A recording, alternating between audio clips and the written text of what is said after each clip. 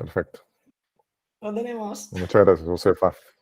Bueno, vamos a continuar con nuestro segundo Congreso Internacional Bloomberg y la primera mesa. Y nos acompaña en esta mesa Josefa Ros, Ángel Octavio Álvarez y Óscar Quintero. Y vamos a comenzar con la ponencia de Josefa Ros, nuestra querida amiga, secretaria de la Sociedad Hispanoamericana Bloomberg, quien siempre ha estado al frente y acompañándonos en todos estos eventos, y que nos va a hablar sobre el tema del que es experta, el aburrimiento, y sobre el tema tengo entendido, de su tesis doctoral, ¿no? El aburrimiento en Bloomberg. Josefa, muchas gracias.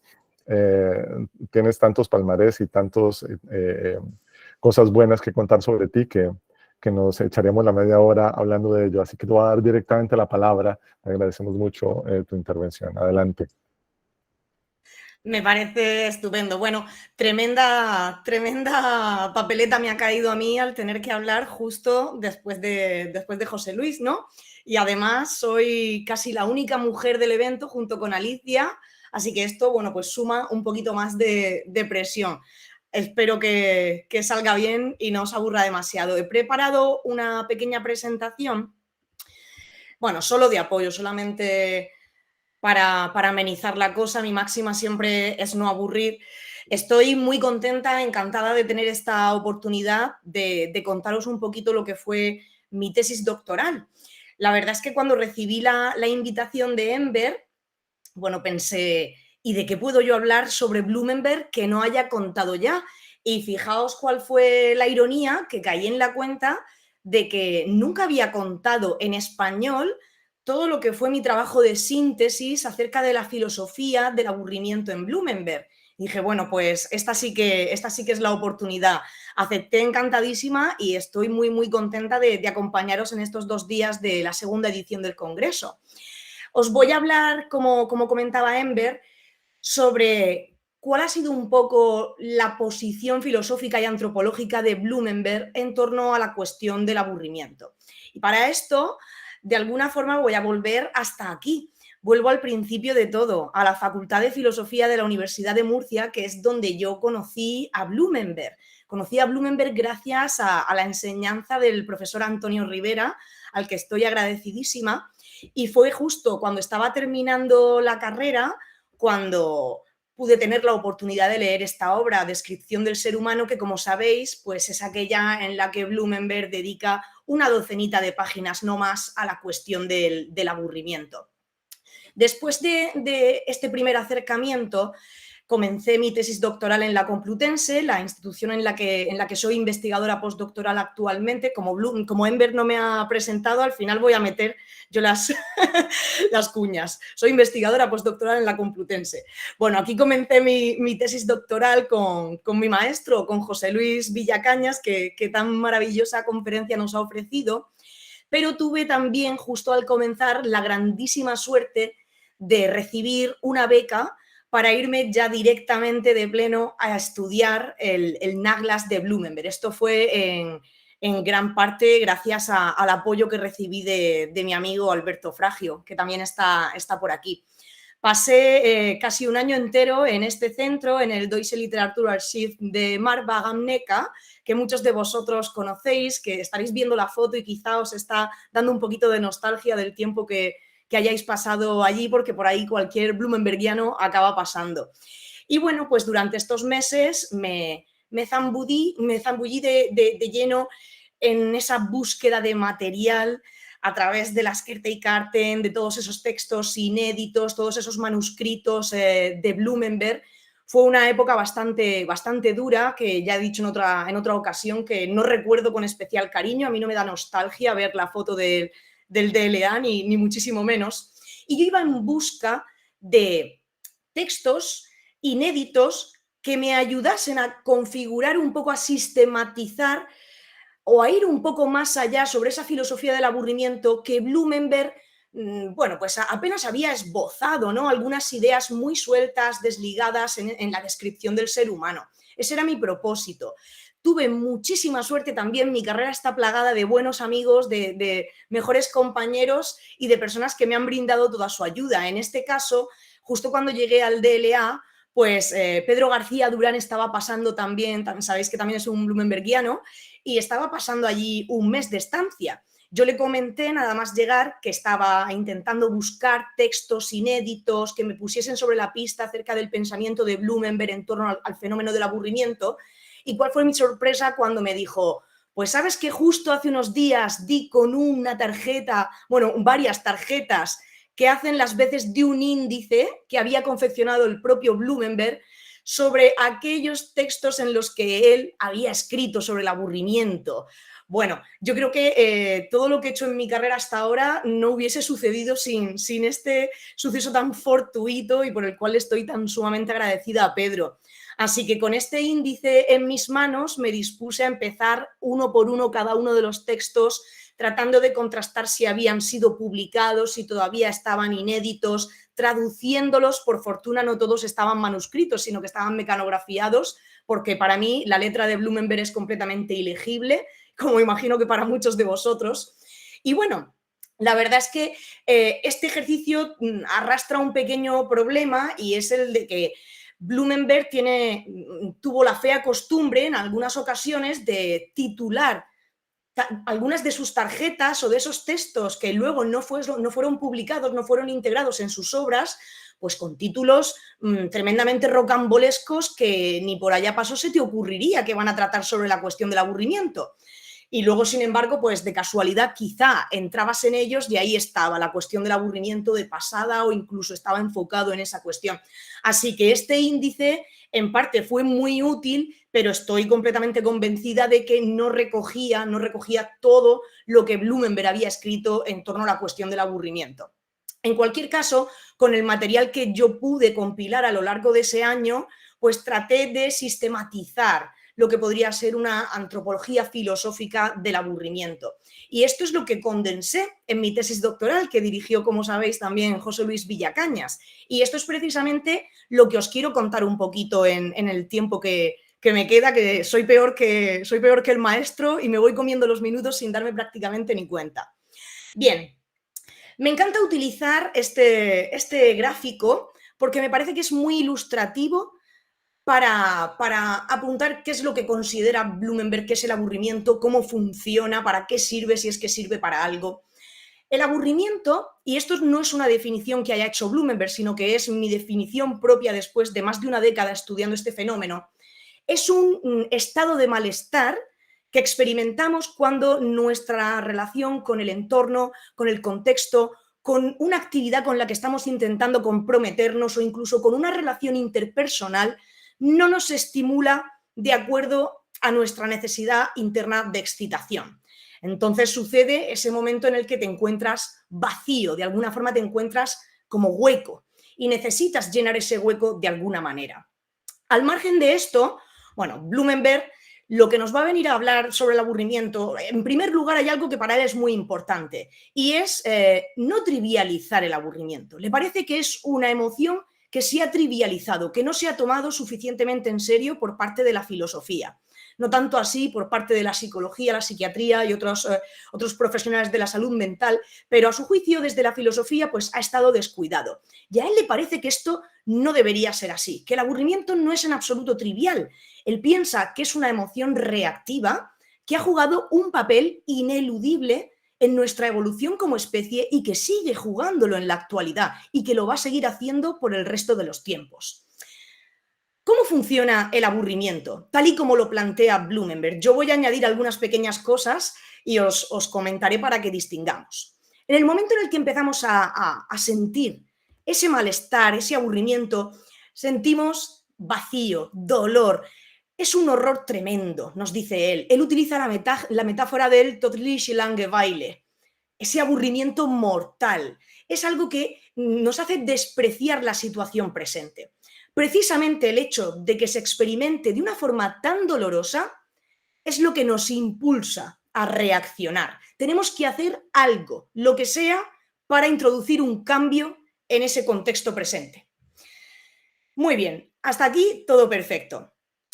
Ahora añado yo, ese cambio que vamos a introducir no siempre es un cambio ni novedoso, ni original, no tiene por qué. Normalmente nosotros, cuando nos estamos aburriendo en una circunstancia determinada, diseñamos en nuestra mente una estrategia de huida, ¿de acuerdo? Tratamos de proyectar un escenario más deseable que aquel en el que nos encontramos inmersos. Pero, y esto es algo que tampoco dijo Blumenberg, eso no significa en ninguna circunstancia que en ese ejercicio de creación de una estrategia de huida medie un proceso metarreflexivo. Es decir, no nos sentamos en el sofá de casa mientras nos estamos aburriendo, desplegamos un catálogo de opciones y tratamos de elegir una de ellas para introducirla en el presente, teniendo en cuenta pues, cuál de ellas va a satisfacernos a más largo plazo, de manera más óptima. Esto no sucede así casi nunca, sino que nuestro cerebro, bueno, pues ya almacena opciones para combatir el aburrimiento, respuestas que nos han funcionado en el pasado, de forma que casi inconscientemente, sin que medie ningún proceso de reflexión, cogemos esa opción y como si se tratase, ¿no?, de una tarjeta de memoria, la incrustamos en la rendija y salimos de ese estado. Por poneros el ejemplo más absurdo del mundo. Estás viendo una serie en Netflix, por ejemplo, empiezas a sentir aburrimiento porque no te está estimulando de manera adecuada, no cumple con tus expectativas y, bueno, sencillamente tú lo que haces es cambiar de plataforma o sales de esa serie y entras en otra, sin necesidad de que medie ese proceso reflexivo en el que tú estás pensando, esto no me está llamando la atención, esto no me satisface, debería intentar buscar otra opción. Bien, en el momento en el que se genera esa estrategia de huida y se pone en práctica, se materializa, el escenario del que partía el aburrimiento desaparece. Esto sí es Blumenberg, desaparece por completo.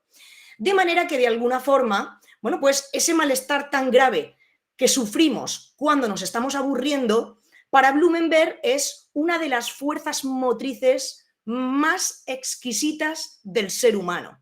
Aquí hay algo que Blumenberg tampoco llegó a decir nunca, nunca llegó a explorar, pero no solamente es una fuerza motriz en el ser humano, sino también en otras especies, como muchos colegas que estudian el aburrimiento están demostrando en la actualidad. En cualquier caso, es una fuerza motriz, porque no te puedes quedar en ese estado de dolor. A la fuerza tienes que hacer algo para salir de esa situación. Tienes que introducir ese cambio como sea. Entonces, para Blumenberg el aburrimiento es reactivo, te hace reaccionar. Y en ese componente de reactividad, para Blumenberg radica también un componente de adaptabilidad. ¿Cómo explicamos esto? Si veis el gráfico que os estoy proyectando, forma un círculo. El aburrimiento es funcional, cumple una función siempre y cuando se pueda completar este círculo, que consiste en dolor, diseño de estrategia de huida, materialización de estrategia de huida, placer hasta que de nuevo vuelvas a sentir dolor, etc. Para Blumenberg, el hecho de que nos aburramos es positivo, es funcional, porque nos mantiene siempre en movimiento.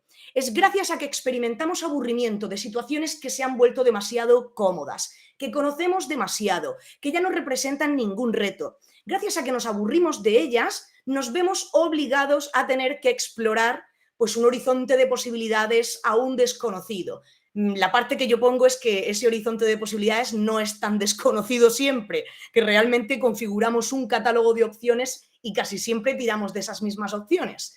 Pero en cualquier caso, incluso aunque esa fuese la situación, el aburrimiento te mantiene en movimiento, te obliga a estar siempre en movimiento, impide que te puedas quedar en un estado de sobreadaptación.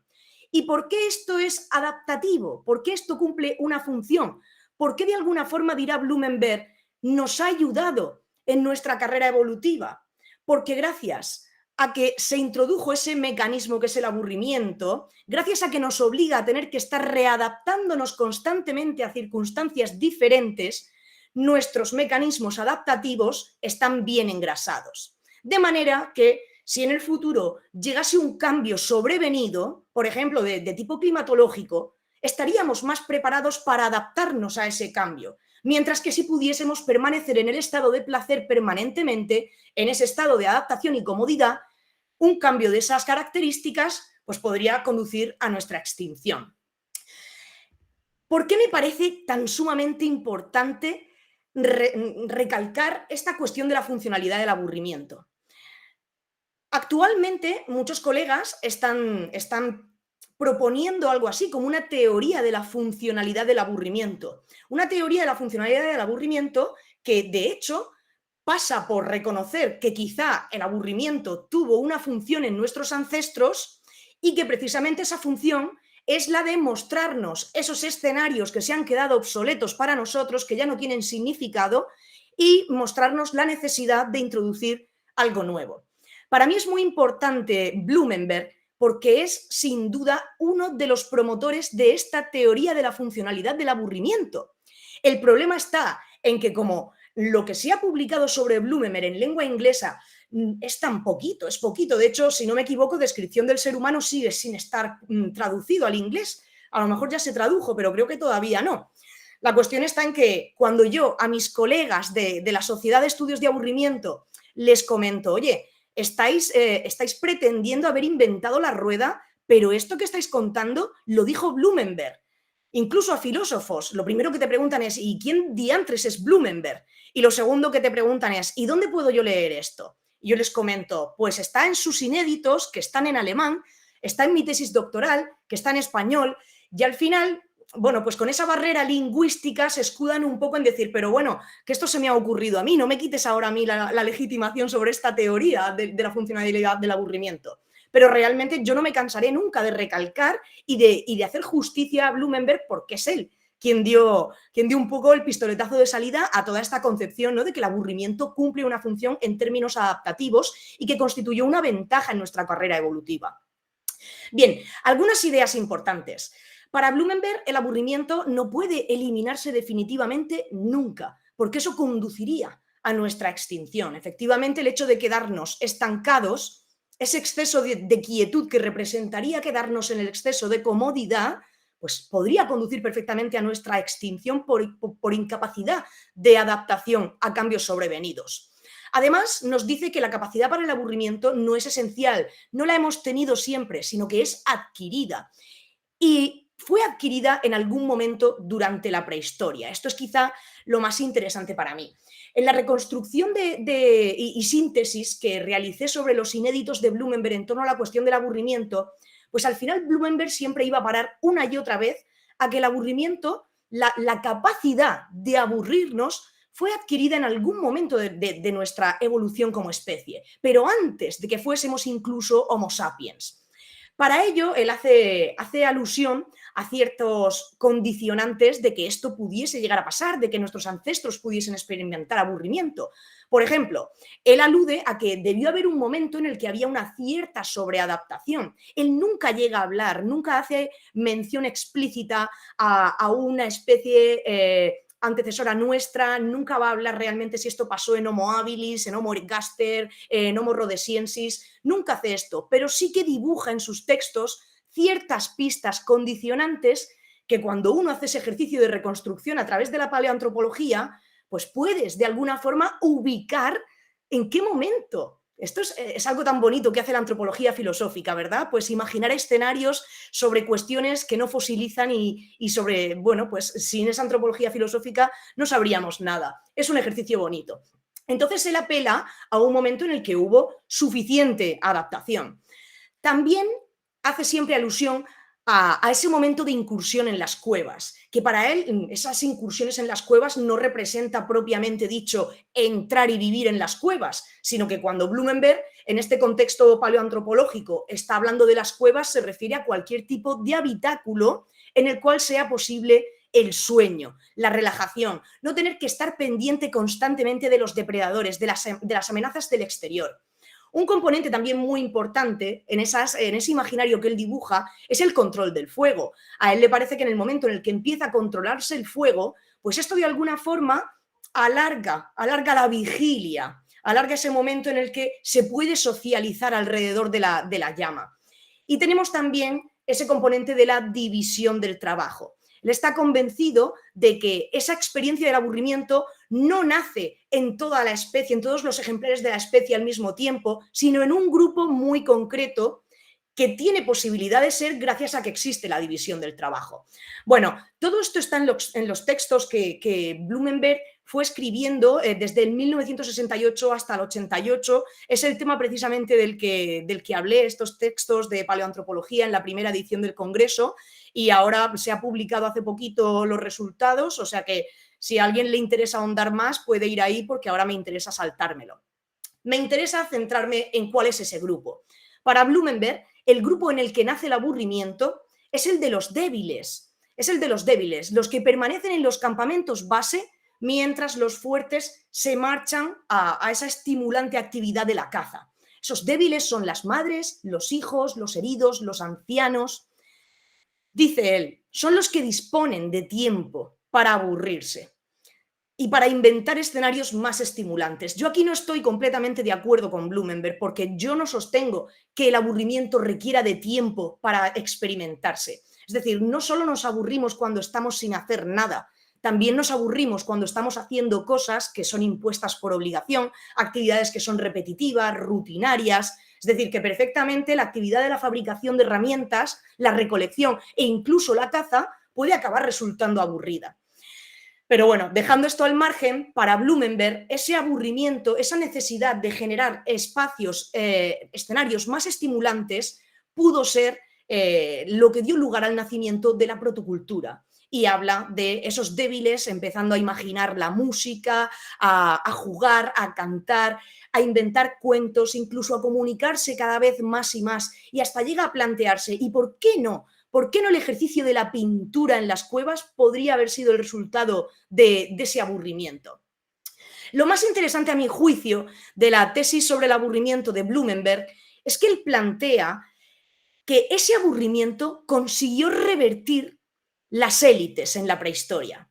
Es decir, si el mundo había estado dividido hasta entonces entre los débiles y los fuertes, esos débiles consiguieron revertir esa normalidad. ¿Por qué? Porque empezaron a valorar, la selección sexual empezó a depender mucho más de cuestiones relacionadas con cómo eres capaz de entretenerme, cómo eres capaz de hacerme compañía, de abrir un poco mi mente.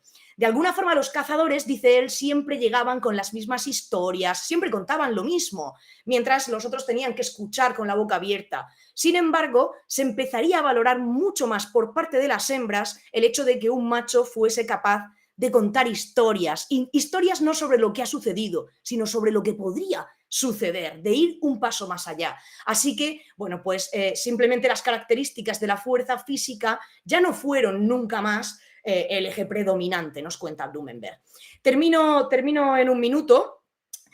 Toda esta teoría sobre la función del aburrimiento de Blumenberg desmiente algunos mitos que son comunes en los estudios del aburrimiento, como que el aburrimiento nace en el seno de las sociedades modernas.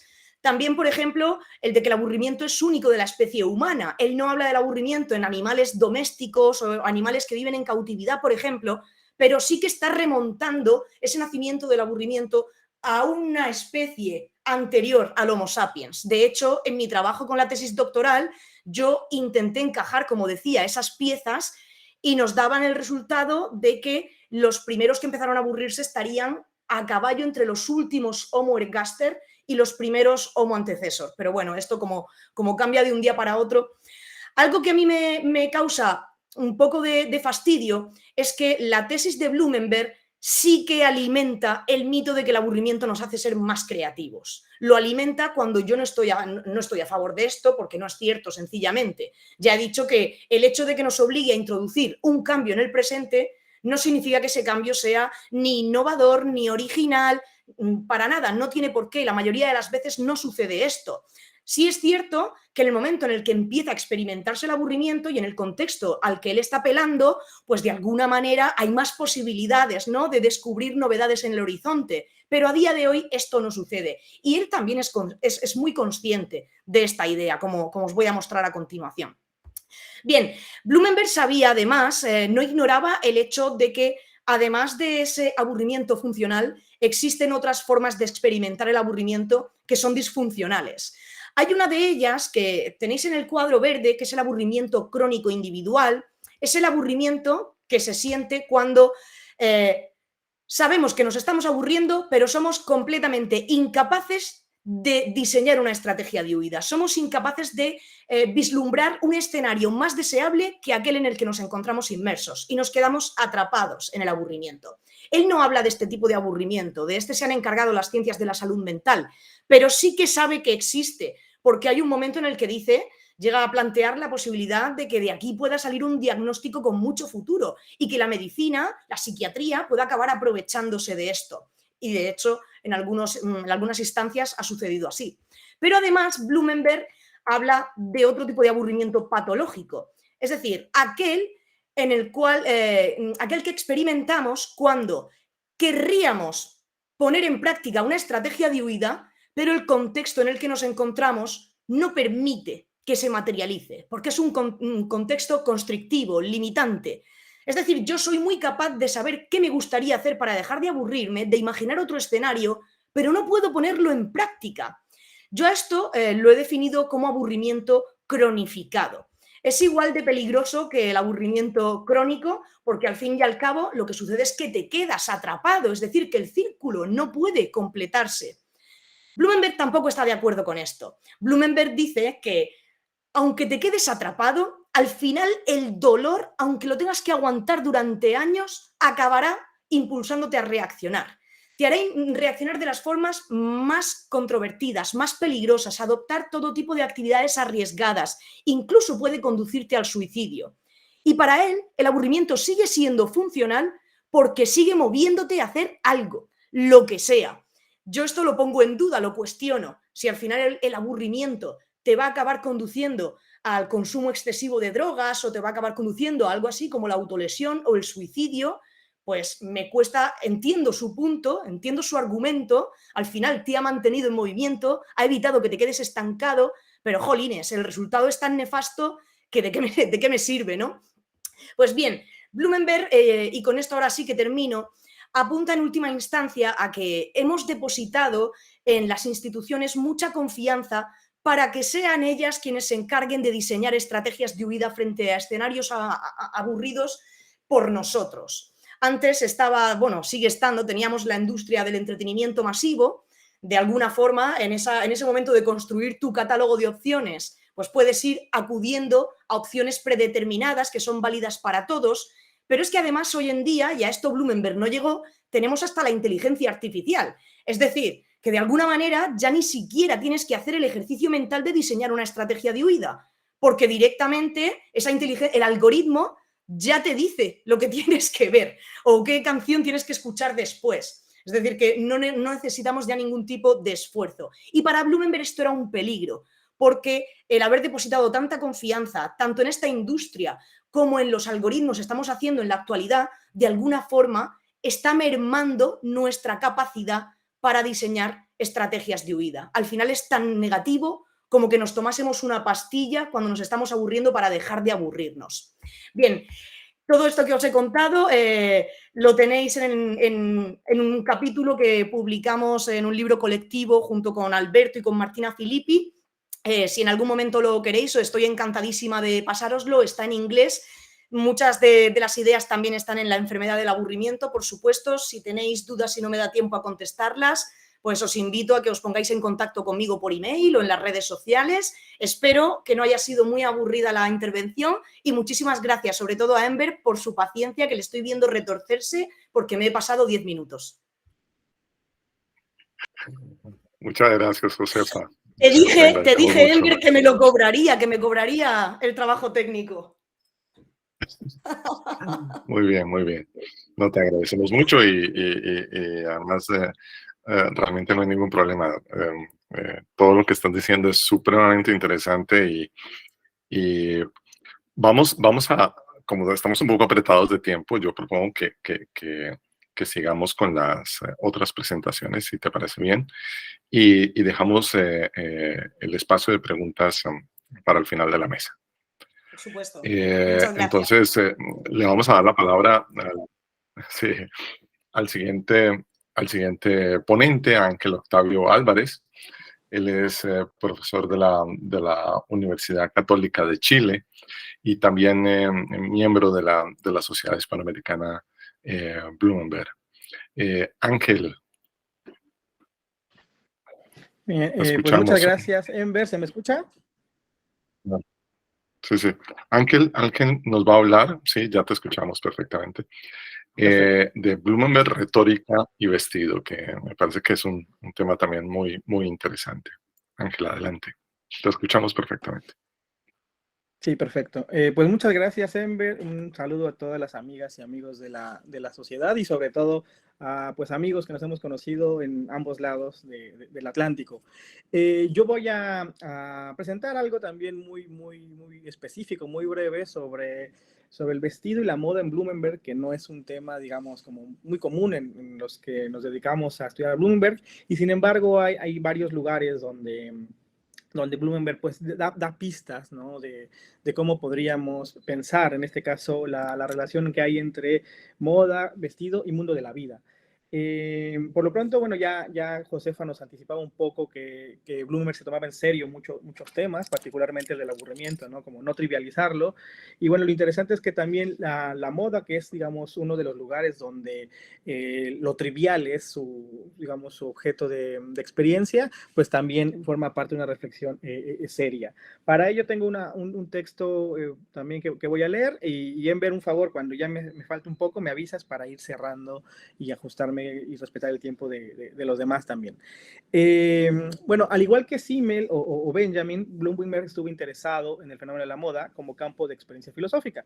No podía ser de otra manera para un pensador de la modernidad, pues cualquiera que intente adentrarse en el difícil terreno de los estratos del tiempo de la modernidad advertirá la fuerza telúrica que subyace en la moda.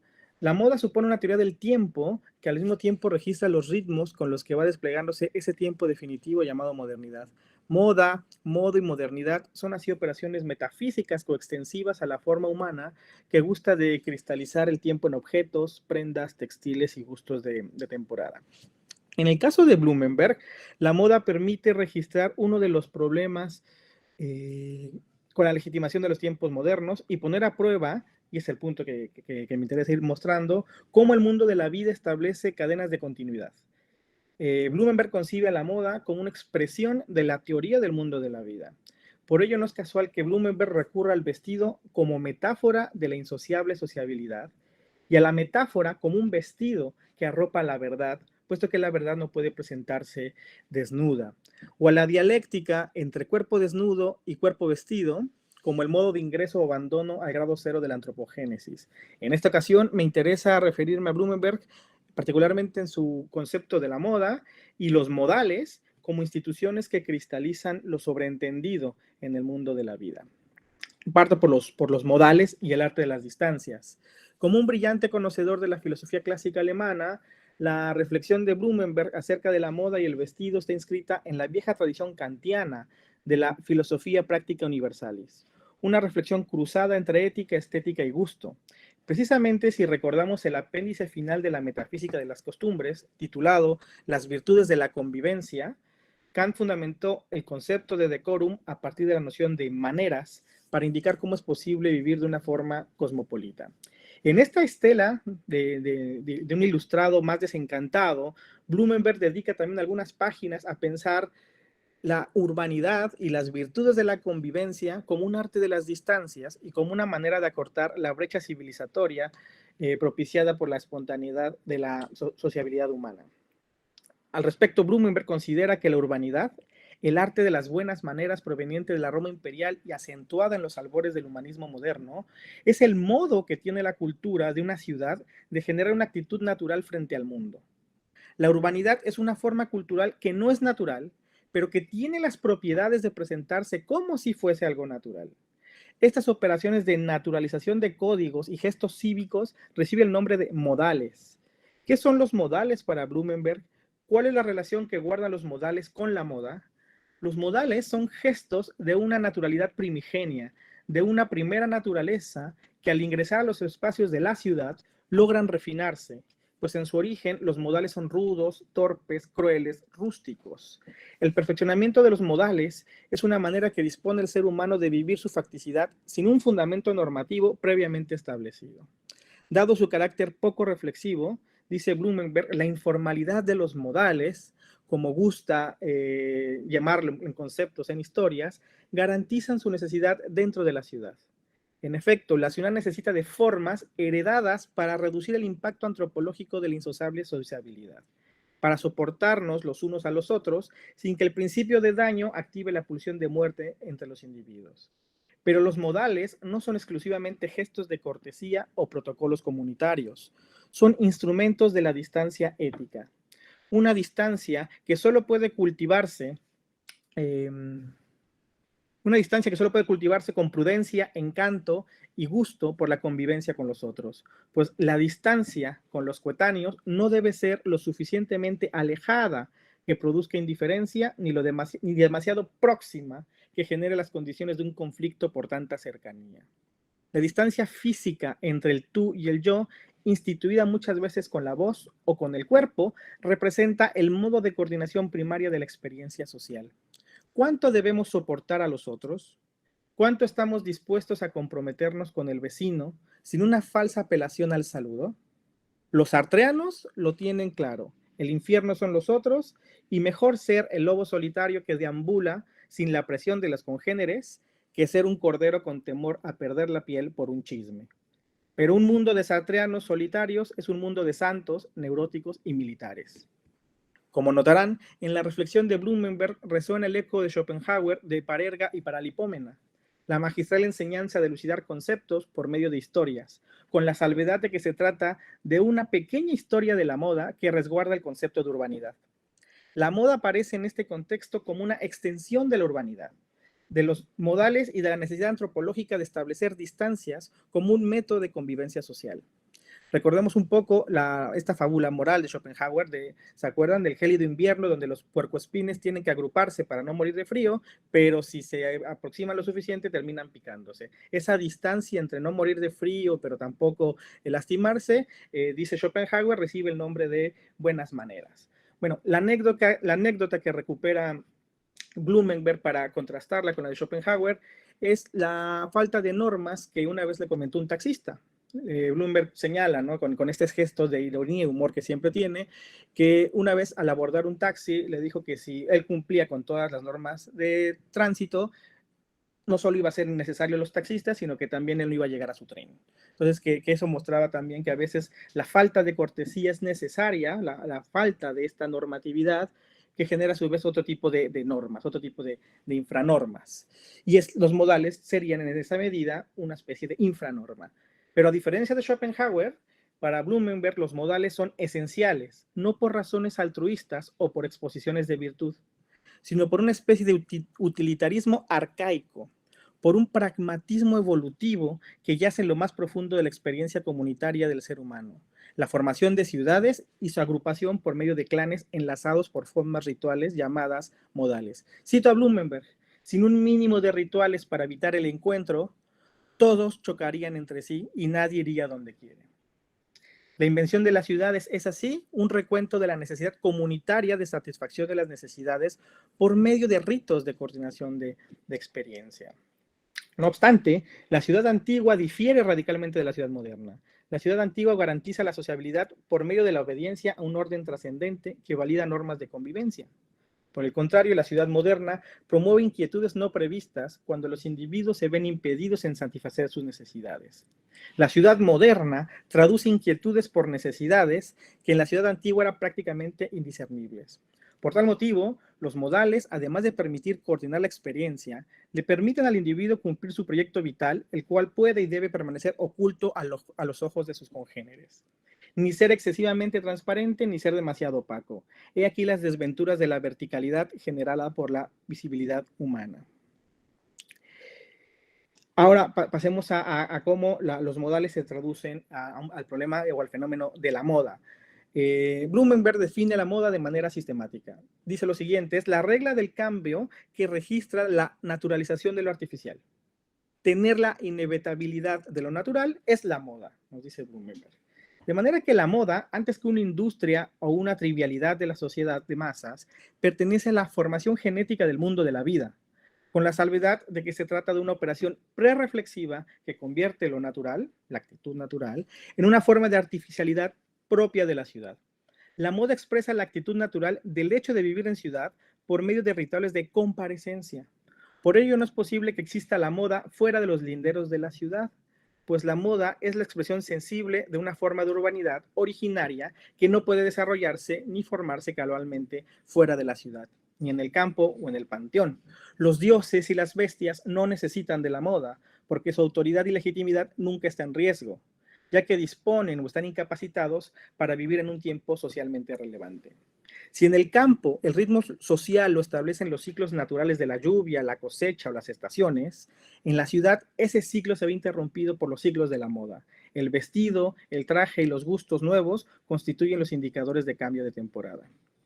En consecuencia, el problema de la moda no es el hecho de su impacto normativo en el mundo de la vida o que genere alienaciones innecesarias en los sujetos, sino que tal impacto no es abiertamente evidente, pues aparece ocluido a los ojos de la lógica social de una época. La moda trabaja con fenómenos, con apariencias, con objetos que están dispuestos ante los ojos, y por estas cualidades que necesitan ser invisibilizadas es que van ocultando su propia evidencia. Fenoménicamente, la moda es la ocultación de lo que aparece, la ceguera del fenómeno. Dice Blumenberg, la moda es la falta de evidencia como fenómeno. Pero la necesidad de tener evidencia, de promover constataciones, no es suficiente, ya que si la moda es la no evidencia de lo más evidente, de un fenómeno que está dispuesto ante los ojos y puesto en los cuerpos, se sigue que la moda es lo que se lleva expuesto a la vista, vestido o traje, para imponerse un gusto con el objetivo de pasar desapercibido.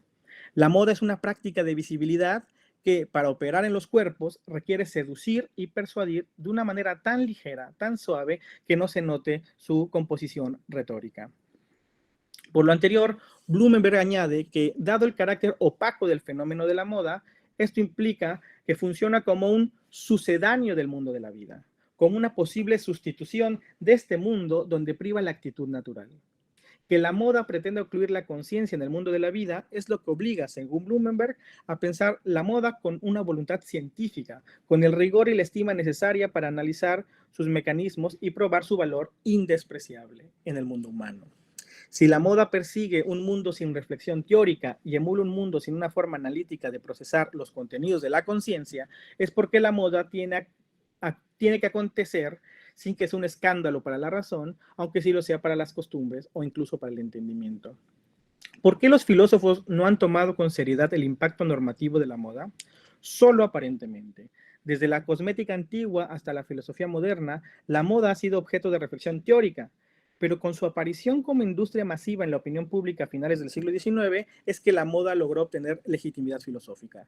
Blumenberg parece pensar la moda con un modelo post-simeliano, es decir, con la absoluta independencia de no tener que probar inicialmente que la moda es un objeto digno de pensamiento. La moda, lo sabe bien el filósofo alemán, es importante porque constituye un registro de primer orden del ritmo estético de una época, del ambiente intelectual de un periodo, del clima político de una situación dada.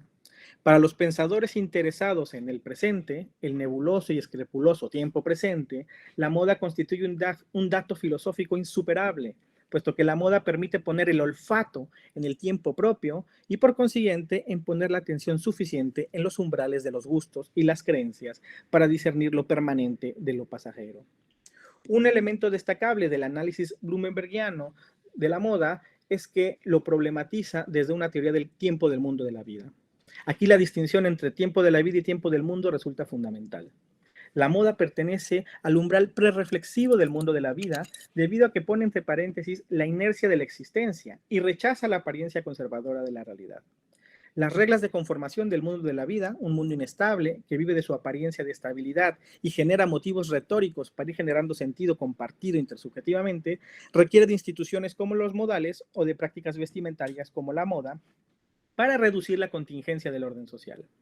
La moda es un fenómeno que pertenece, según su desarrollo fenomenológico en el mundo de la vida, al concepto de lo sobreentendido. Por consiguiente, la moda, en tanto que formas de lo sobreentendido, aparecen sin poder calcular su momento de aparición. Los ritmos y los artificios de la ciudad se transmiten rápidamente. Como virus con vida propia, se propagan por contagio, porque una vez que se detectan es porque ya están cómodamente desplazados en el cuerpo de los vivientes. La moda, como dice agudamente Blumenberg, se manifiesta sin tiempo de incubación.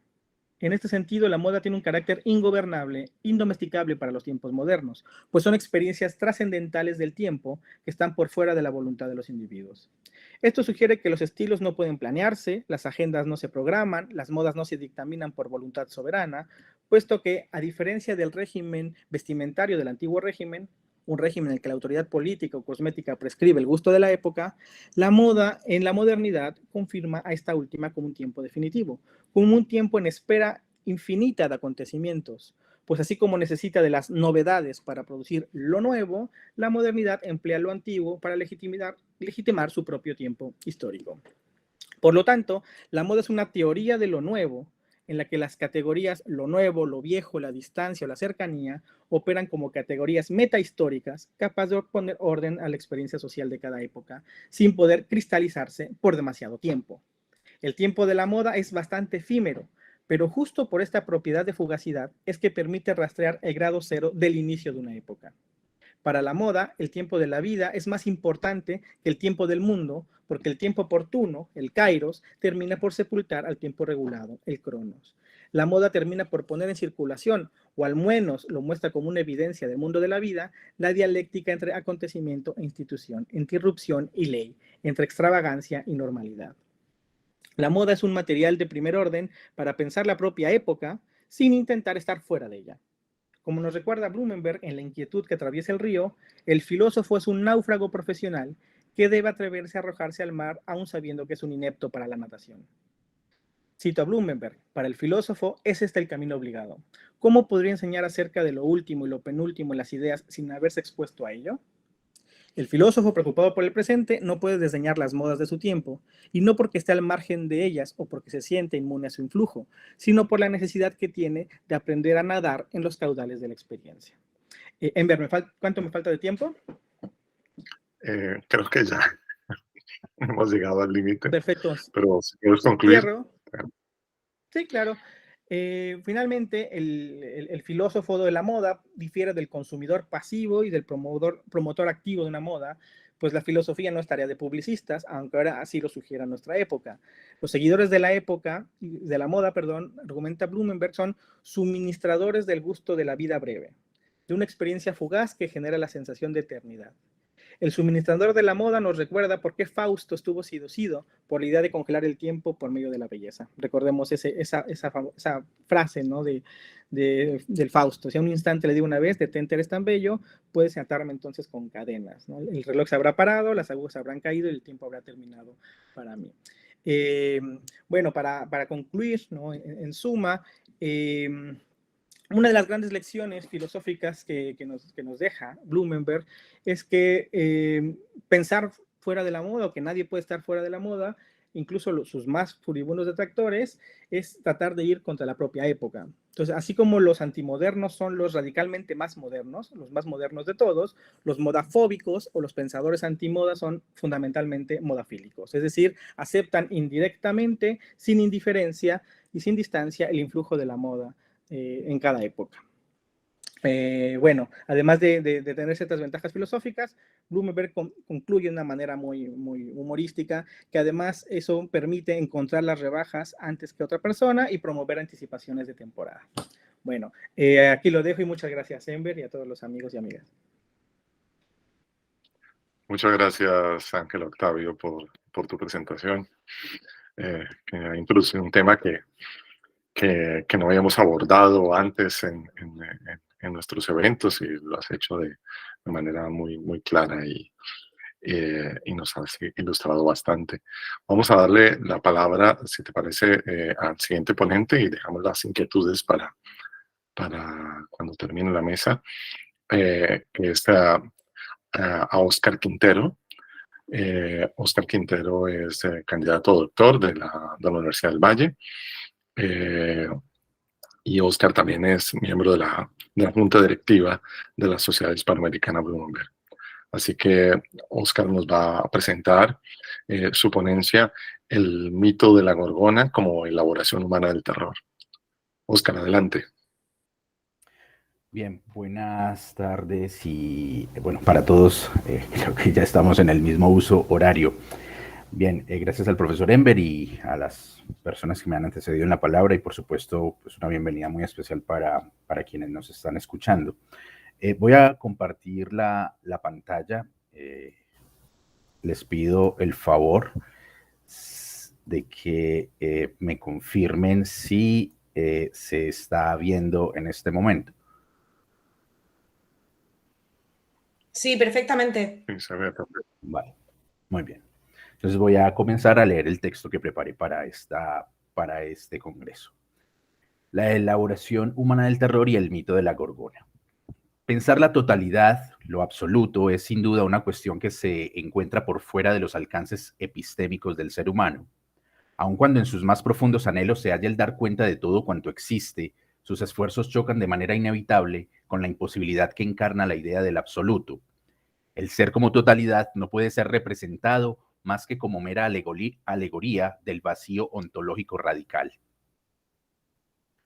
No obstante, el hecho de que la totalidad no pueda ser representada ni aprehendida bajo los presupuestos epistemológicos y metodológicos del logos no implica necesariamente que el ser humano renuncie a preguntarse, como lo advirtiera Kant en las primeras páginas de su Crítica de la Razón, por los fundamentos de su existencia.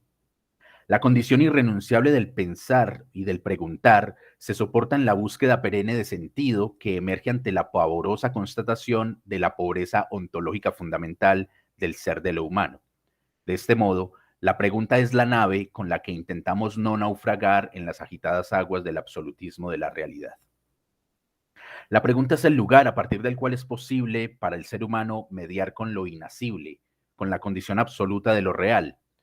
Cuando el ser humano se pregunta por el significado de algo que desconoce, lo que intenta es hacer familiar aquello que aún permanece en la esfera de lo innombrado, de lo que está por fuera de sus construcciones de sentido, y que en cuanto tal se presenta como algo inquietante, incluso como fuente de angustia y terror.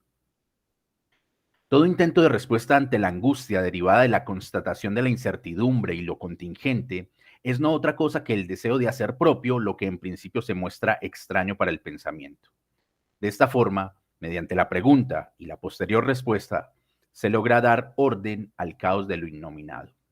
Lo que subyace a la idea anteriormente descrita obedece en buena parte a la disposición humana de elaborar en el lenguaje un mundo que le sea familiar y apacigüe el pavor generado por la ausencia primigenia de sentido.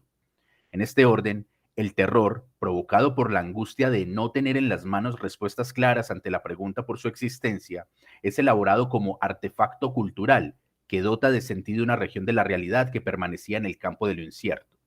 Dicho de otro modo, la realidad se despotencia a través de la capacidad de poner nombres a lo desconocido. Siguiendo a Blumenberg, cito, la denominación certera de las cosas supera la enemistad entre ellas y el hombre. El pavor, que ha encontrado de nuevo asilo en el lenguaje, es así soportado. Fin de cita. En efecto, la relación que el ser humano establece con la realidad puede ser pensada a partir de la metáfora terror y juego. El terror se conjura mediante el juego, que es a su vez danza de palabras con las que se sustituye el vacío abrumador de la realidad. Juego viene a ser, pues, el lenguaje. Y el lenguaje, las palabras con las que se nombra el mundo, es lo que habilita el trato con lo no dicho, con la indeterminabilidad de lo real. Lo propiamente humano es, entonces, el lenguaje. Sin embargo, el lenguaje no es entendido aquí como propiedad o rasgo connatural del ser humano, como condición a priori de la existencia. Contrario a ello, el lenguaje emerge justo en el momento en el que el terror se hace insoportable.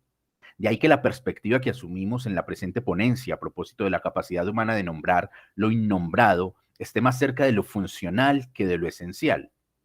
El ser humano no es, por lo tanto, solo una especie animal dotada de la capacidad de razonar o de hablar. El ser humano razona y habla como compensación a su condición precaria constitutiva. Crea mundos como casas. Afirma Blumenberg, toda confianza en el mundo comienza con los nombres de los cuales se pueden narrar historias. Así pues, el nombrar no solo sustrae lo innombrado de la penumbra, sino que, en adición a ello, da un lugar al ser humano. El lugar es, como bien puede advertirse, el que el ser humano se da a sí mismo en relación con lo indeterminado. Su lugar en el mundo es creado por él, con los límites y aperturas que el lenguaje y las palabras le permiten. El mundo, el suyo, va aclarándose cada vez más. El terror, de este modo, es conjurado en el juego que habilitan las palabras. Ciertamente, el lenguaje posibilita el trato con lo extraño, con lo ajeno. Luego, puede sostenerse la premisa de que el lenguaje posee la peculiaridad de prefigurar el mundo, de crear una segunda naturaleza, en los términos propuestos por Gehlen, que se pone en el lugar de lo que está más allá del entendimiento humano, el absolutismo de la realidad. Los modos de conjuración del absolutismo de la realidad en sus diferentes expresiones, tanto en contenido como en estructura, cumplen la función antropológica de poner distancia entre lo extraño y lo propio, despotenciando así la amenaza latente de lo azaroso y lo contingente. Como bien sabemos, un modo privilegiado de elaboración humana del terror, de descarga del absoluto, lo constituye el mito. Los mitos son, en la perspectiva de la antropología filosófica blumenbergiana, nichos de la cultura primigenia mediante la cual el ser humano buscó ponerse a salvo de la arbitrariedad de la realidad. En esta línea de argumentación es el mismo Blumenberg quien sugiere que, cito, el mito es una manifestación de superación, de distanciamiento, de amortiguamiento de una amarga seriedad anterior. Fin de cita. Es decir, el mito es una forma de juego, de risa, si se quiere, que habilita la creación del mundo propiamente humano. Por consiguiente, aquello a lo que denominamos mundo humano, la cultura, es la naturaleza que el ser humano construye para sí. La cultura es su casa, la forma privilegiada de distanciamiento del horror vacui y el sinsentido de la existencia. Se puede señalar que el mito es una forma particular de juego, por lo tanto, el mito es lo opuesto al terror, a lo inhóspito. Ahora bien, el mito debe ser pensado como elaboración del terror, es decir, como despotenciación de la arbitrariedad de lo real y no solo como mera invención carente de fundamento antropológico concreto, o en el caso extremo, como simple habladuría. Así lo advierte Blumenberg cuando afirma que los mitos son, cito, historias que son contadas para ahuyentar algo, en el caso más inocuo, pero no el menos importante, el tiempo, sino algo ya de más peso, el miedo. En este se encierra tanto la incertidumbre como, a nivel más elemental, la desconfianza. Hay en lo dicho por el filósofo ansiático una cuestión que resulta primordial para la comprensión del mito como un asunto relativo a la elaboración humana de sentido.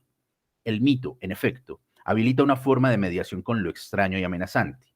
Ante el miedo provocado por la constatación de una realidad indeterminada, los mitos, las historias, se ponen en el lugar de lo que no puede asirse. Desde este punto de vista, los mitos son más que simples historias inventadas, carentes de fundamento y arraigo en la experiencia humana. De esto se sigue que los mitos constituyen una forma de racionalidad que habilita el trato con justamente el absolutismo de la realidad. Tal premisa pone de relieve la tensión inherente al modo como la tradición del pensamiento en Occidente ha planteado la relación mitos y logos, privilegiando y reconociendo al logos la potestad sobre lo que se considera racional o verdadero.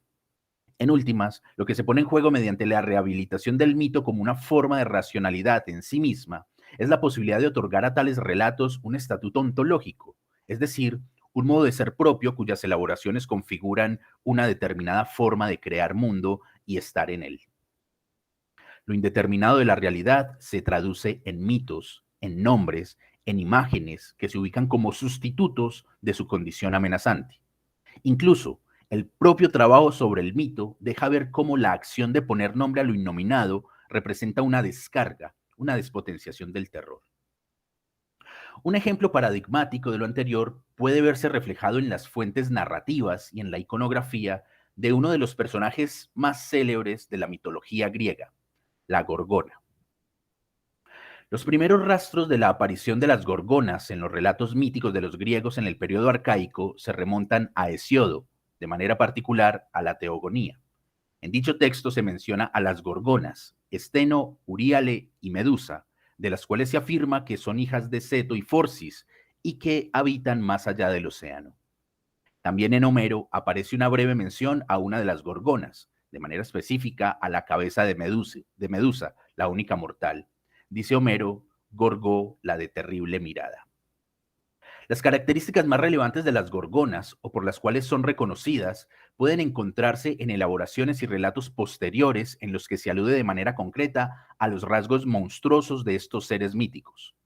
Es el caso, por ejemplo, de lo dicho por Apolodoro, quien se refiere al aspecto de las gorgonas en los siguientes términos. Cito: tenían las gorgonas la cabeza cubierta por escamas de dragón, grandes dientes como jabalíes, manos de bronce y alas de oro con las que volaban. A los que las miraban los convertía en piedra. Fin de cita. Quizá el rasgo distintivo más importante de las gorgonas, en especial de Medusa, sea justamente el poder petrificante de su mirada. Tal característica juega un papel determinante en un relato mítico en el que Medusa y sus hermanas asumen un rol protagónico, el mito de Perseo. Con variaciones no menores en las fuentes, el relato describe cómo Perseo se enfrenta a Medusa, monstruo con cabellos de serpiente, con el fin de decapitarla, eludiendo para ello mirarla de frente. A propósito de dicha escena, el poeta romano Ovidio comenta en sus Metamorfosis, cito: él, Perseo, había mirado la cara de la horrenda Medusa reflejado en el bronce del escudo que llevaba en la izquierda, mientras un profundo sueño embargaba a las culebras y a ella misma le arrancó la cabeza del cuello. Fin de cita. Por otra parte, Apolodoro narra la historia del siguiente modo, cito: Perseo, por tanto, se colocó junto a ellas mientras estaban dormidas y, guiando a Atenea su mano y volviendo la mirada hacia el escudo de bronce en el que veía reflejada la imagen de la gorgona, logró decapitarla. Fin de cita. Como se ve, Perseo, el héroe, debía evitar por todos los medios mirar directamente a los ojos de Medusa si quería hacerse con su cabeza. Hay pues en este pasaje del mito lo que pudiéramos denominar una experiencia de la distancia con lo monstruoso, con lo que causa terror. El héroe media con el monstruo a través de su imagen reflejada en el bronce en su afán por neutralizarlo. Al respecto conviene decir que el mito de las gorgonas puede comprenderse como una proyección del terror derivado de aquello que no puede asirse por medio del puro logos, o la capacidad racional de los seres humanos para dar cuenta de manera directa de lo real. En este sentido, Medusa y su mirada petrificante constituye una metáfora de lo absoluto, de lo que no puede ser asido por el entendimiento y que necesita ser descargado a través de mediaciones. En palabras de Blumenberg, cito: es en Medusa, con su mirada letal y petrificante, donde se ha condensado, de un modo casi proverbial, el carácter de lo inaccesible e insoportable. Cierto es que el terror frente a lo incierto, como se ha mencionado, encontró en la elaboración de mitos y en el arte griego, arcaico y clásico, una forma de poner distancia frente al absolutismo y prepotencia de la realidad. Las representaciones iconográficas y la recepción y desarrollo narrativo del mito de las gorgonas así lo muestran.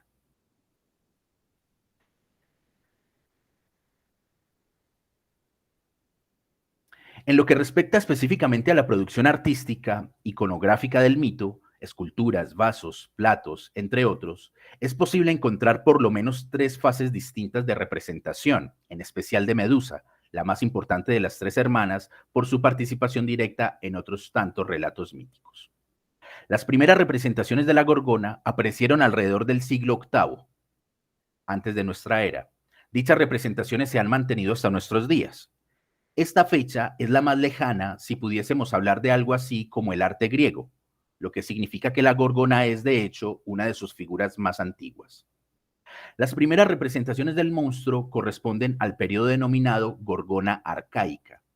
Dicho periodo va del siglo VIII hasta mediados del siglo V. Esta fase se caracteriza por un evidente arcaísmo y una exageración de los feroces rasgos híbridos de la cabeza de Medusa. Enormes ojos que miran de frente, boca abierta, lengua fuera, dientes prominentes de desarrollados caninos, marcadas líneas de expresión en las mejillas y orejas, a menudo perforadas. En esta fase de la iconografía se representa mayoritariamente como una máscara, una cabeza cortada sin cuello, y aparece siempre mirando de frente, como recuerdo del penetrante y devastador poder de su mirada. Su cabello está formado por bucles, no serpientes, y en ocasiones lleva barba. Vale la pena destacar que en la primera fase de desarrollo de la iconografía de las gorgonas, estas aparecen solo representadas por sus cabezas, el gorgoneion. De igual modo, es evidente el énfasis de los artistas y escultores griegos por plasmar de manera contundente lo horroroso del monstruo. Acorde con Aguirre, esto no es un hecho menor si se tiene en cuenta que para la época no existían aún fuentes literarias en las que se detallaran los rasgos distintivos del monstruo y que se consolidarían en épocas posteriores. Por lo tanto, los artistas debían crear unas figuras según su propio concepto del monstruo, iniciando así su larga trayectoria iconográfica. Resulta llamativo de la imagen que estamos viendo el hecho de que, en efecto, la cabeza de la gorgona sea representada en su totalidad y mirando de frente al espectador, cosa que era poco usual en la tradición artística griega de la época, en la que los seres míticos eran representados, por lo general, en una posición perfilada. Desde los mismos inicios, la gorgona mira con esos ojos enormes y amenazantes al espectador. Cierto es que el tamaño de los ojos provoca la sensación de estar, en realidad, frente a una mirada petrificante. El segundo periodo corresponde al llamado Gorgona Media o de transición y está fechada entre los siglos VI y II antes de nuestra era. La característica sobresaliente de la representación de la gorgona en este estadio se vincula de manera directa con una clara antropomorfización del monstruo. Los rasgos feroces van afinándose, si bien sigue teniendo los ojos hipnóticos y la posición de frente. En este periodo hay una clara intención por deshacerse de la animalidad de las primeras representaciones, otorgando al monstruo una forma más humana. El tercer y último periodo corresponde a la gorgona hermosa o tardía, la cual data del siglo IV en adelante. En esta tercera fase, los rasgos animalescos y monstruosos definitivamente desaparecen casi en su totalidad, en favor de un rostro humanizado, reconocible. Sus rasgos se convierten en los de una doncella con el cabello serpentino. Desaparecen los colmillos, las arrugas, la barba y la lengua, y sus ojos son cada vez más humanos.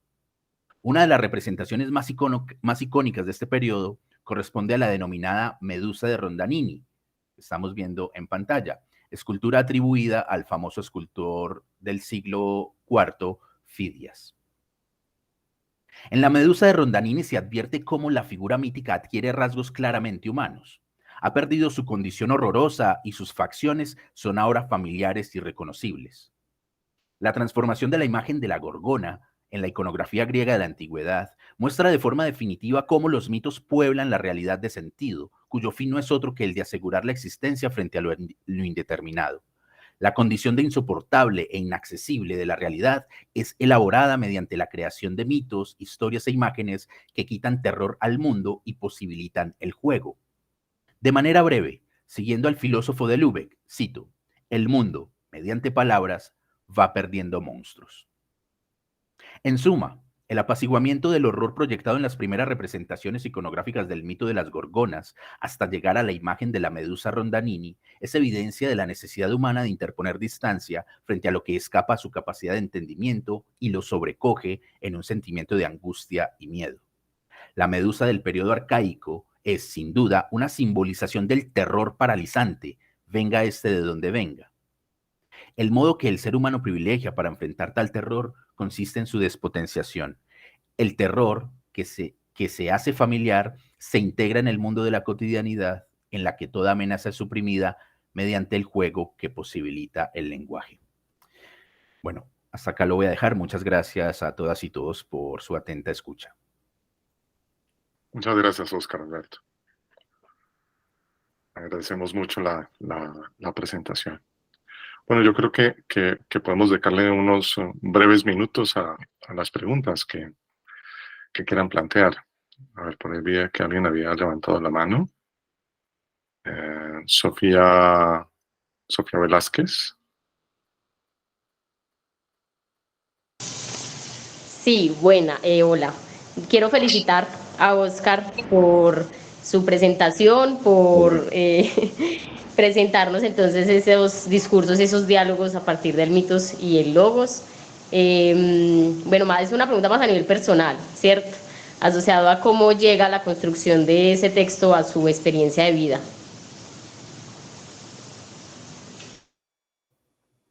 Bien, Sofía, pues muchas gracias por estar aquí, por escucharme.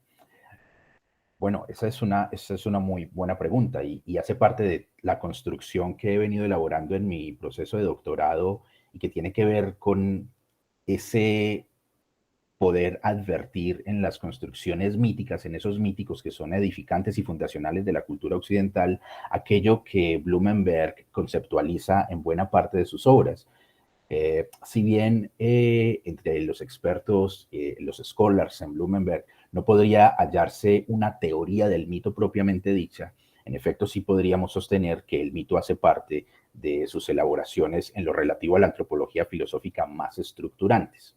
De ahí que en relación con lo que una de las cuestiones centrales en mi tesis de doctorado es el modo como los seres humanos se relacionan con la realidad.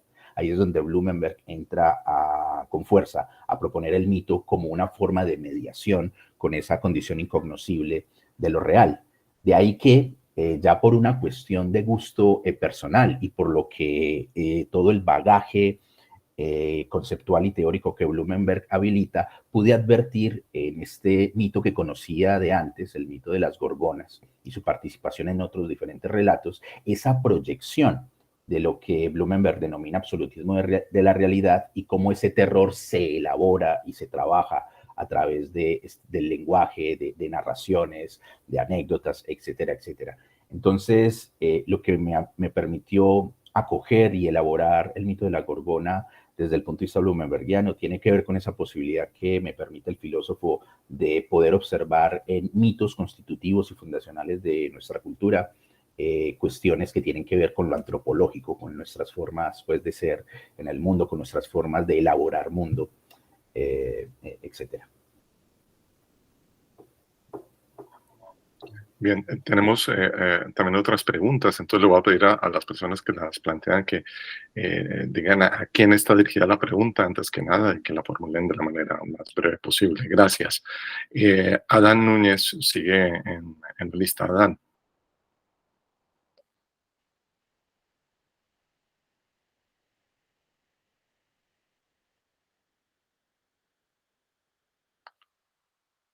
Bueno, Bueno, también tenemos una pregunta de Daniel Rudy Gila. Hola, Daniel. gracias a los tres. ¿Sí me escuchan? Bueno, gracias a los tres. Sí. Mi presentación estará relacionada con lo que expuso Alberto, entonces, bueno, no hablaré de eso. Solo tenía una pregunta para Josefa.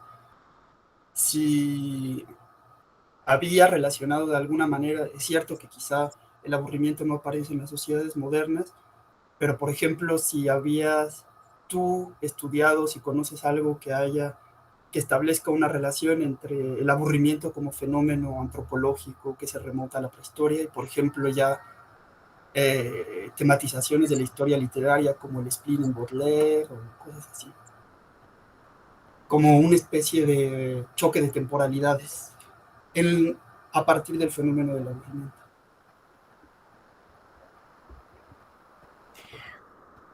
¿Sí? ¿Voy, Enver?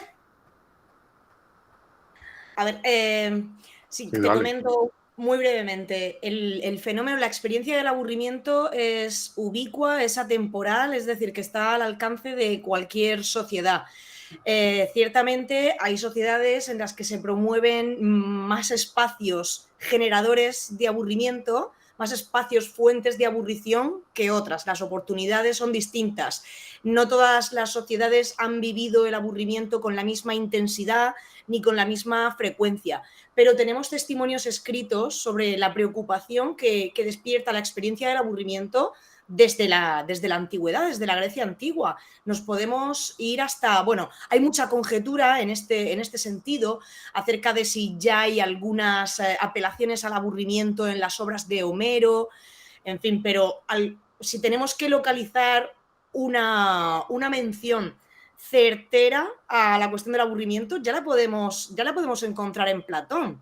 Platón muestra esa preocupación de que los discursos demasiado largos acaben aburriendo al auditorio, es decir, que es muy consciente de que podemos generar espacios y temporalidades, entornos, contextos que acaben despertando el aburrimiento en las personas y, por supuesto, él manifestaba su miedo abiertamente a ser considerado aburrido como lo era Sócrates. Que a Sócrates, bueno, se le criticaba mucho por el hecho de que estaba siempre hablando de las mismas cosas. Sócrates a veces se convertía en fuente de aburrición cuando trataba de interpelar a otros para llevarlos a su terreno y al final, bueno, pues inmiscuirlos en una conversación que a lo mejor en un momento determinado no te apetecía, no te resultaba suficientemente estimulante. Entonces, sí que es cierto que en este periodo, por ejemplo, no se habla mucho más del aburrimiento. Durante el Imperio, durante la época del Imperio, vuelve a cobrar un importante papel y esto puede estar también debido a que, como sabemos, el pegamento que trata de cohesionar todas las partes que forman el todo del imperio es el ocio. Y un ocio además que se acaba haciendo bastante repetitivo, un ocio que está también entre comillas democratizado, es decir, bueno, pues que se pone al alcance de todo el mundo. Durante la Edad Media, por supuesto, es un tema crucial, pero se ha tratado sobre todo en el contexto monacal. Y es cierto que a partir del siglo XIX el aburrimiento se convierte en el tema por antonomasia, no tanto para la filosofía, pero sí para la literatura, sobre todo para la literatura perteneciente a la corriente del romanticismo francés. El aburrimiento es una constante, es permanente. Eso no quiere decir que por ejemplo, bueno, pues esta idea que hemos construido de que el aburrimiento nace en la modernidad sea cierta, pero sí que es posible que a partir del siglo XIX, pues hayamos generado estructuras que facilitan la experiencia del aburrimiento. Actualmente estamos en una época en la que también nos aburrimos con mucha facilidad, somos bastante presas del aburrimiento y esto se puede deber, a mi juicio, a que estamos muy decepcionados con un mecanismo que creamos para socavar el aburrimiento, como es la industria del entretenimiento masivo, que a la postre ha acabado devolviéndonos más aburrimiento aún del que ya arrastrábamos durante todo el siglo XIX. Pero creo que sí que es importante destacar que es un estado que se experimenta en cualquier momento, simplemente atendiendo a esa definición que di al inicio de mi ponencia, de que es un malestar que experimentamos en el momento en el que el entorno no nos estimula de acuerdo con nuestra necesidad o nuestra expectativa, ya puede surgir el aburrimiento. Ahora bien, también hay que destacar que quizás se nos ha legado esa idea de que el aburrimiento es cosa moderna porque es el periodo en el que más se ha escrito sobre el aburrimiento. Y además se ha legado a la idea de que es algo que surge solo en el tiempo de ocio. ¿Por qué? Porque quienes han tenido tiempo para escribir acerca de su experiencia han sido precisamente quienes la han sufrido en el tiempo de ocio. Eso no significa que el campesino, el obrero en la fábrica, no se estuviese aburriendo. De hecho, los estudios de aburrimiento se convierten en objeto de análisis científico a partir del aburrimiento en las fábricas a finales del XIX y principios del XX. Claro, por supuesto que se aburrían, pero ellos no tenían ni los medios ni el tiempo para escribir acerca de su experiencia y al final lo que se nos ha quedado pues es el aburrimiento de Goethe, el aburrimiento de un Fichte, el aburrimiento de todas esas novelas, esas reflexiones filosóficas que llevaban a cabo precisamente quienes lo sufrían en el tiempo de ocio y quienes tenían tiempo para legarnos el testimonio de su experiencia. Pero realmente está en todo tiempo. Y de hecho no es algo que sea propio exclusivamente del ser humano, como también he apuntado. No sé si te he contestado, Daniel. Sí. Totalmente. Gracias. A ti siempre. Vale, gracias, Daniel. Gracias, Josefa.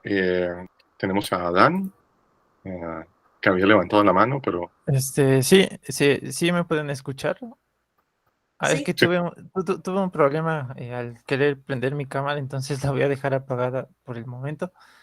Mi pregunta va dirigida al profesor Oscar, y yo quería relacionar un poco lo que usted ha dicho acerca del el mito, ¿no? Y el lenguaje como estos elementos a través de los cuales o mediante los cuales la terribilidad del mundo o este carácter sobrecogedor de lo absoluto pueden aminorarse. Quería relacionar eso con otro tema que Blumenberg trabaja y que a mí me interesa más, que es el tema del consuelo, de la consolación. entendido como una especie de suplemento o de una herramienta auxiliadora justamente para mitigar la aflicción que sobre pues, hombres sufrientes causa la desgracia. Y mi pregunta es, si podríamos considerar el mito entonces,